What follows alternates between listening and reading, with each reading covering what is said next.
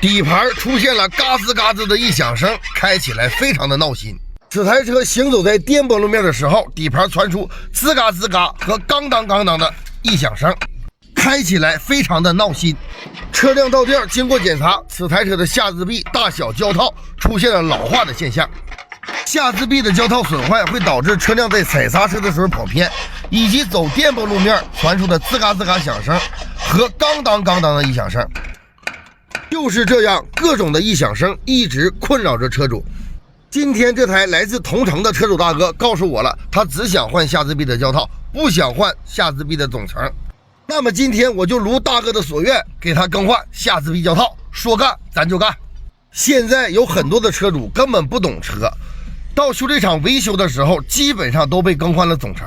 后换的总成不仅价钱维修昂贵，而且质量根本用不住，跟原车的配件根本比不了。底盘只要出现了异响声，基本上都是胶套损坏。今天我就提醒所有的老铁们，底盘出现各种异响声，首先我们必须检查胶套。当这台车的铝制下支臂，咱们在更换胶套的时候，必须找专业的修理厂进行更换。如果操作不当，下支臂就会变形。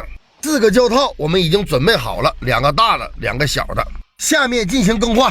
像这种铝制的下支臂，千万不要用大锤去凿胶套，咱们必须用压力机把胶套给它压出来。安装不好很容易会变形的，如果变形的话，安装到车上，车辆在行驶当中会出现各种不稳、跑偏，包括吃胎。最近呢，在网络里边有很多的人都发底盘胶套的维修视频，我就在这里提醒一下老铁们，在更换底盘胶套的时候，首先来说必须换原厂的胶套。在更换了原厂胶套的同时，维修的费用不能高出下支臂总成的价钱。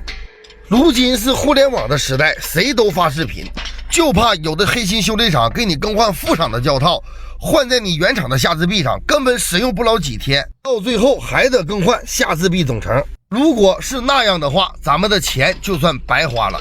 互联网时代有真有假，希望老铁们在维修车辆的时候必须找准家。在这里介绍一下我自己，我是来自辽宁省盘锦市的一名汽车修理工。老铁们可以通过导航搜索盘锦市兴隆台区海源汽车维修中心，就可以准确的找到我的店铺。如果您的车辆也出现了底盘的各种异响声困扰着你们都可以来找我进行维修。我们更换胶套的品质都是原厂的品质，也就是你原车的下支臂胶套能用多久，我的胶套就能用多久。胶套啊是有真有假的，老铁们必须得重视。下支臂胶套已经更换完毕，下面把下支臂给它还原到车上。希望我这条维修的全过程视频能够对所有的老铁们有所帮助。看到这里的老铁们，我这种维修的方法你们满意吗？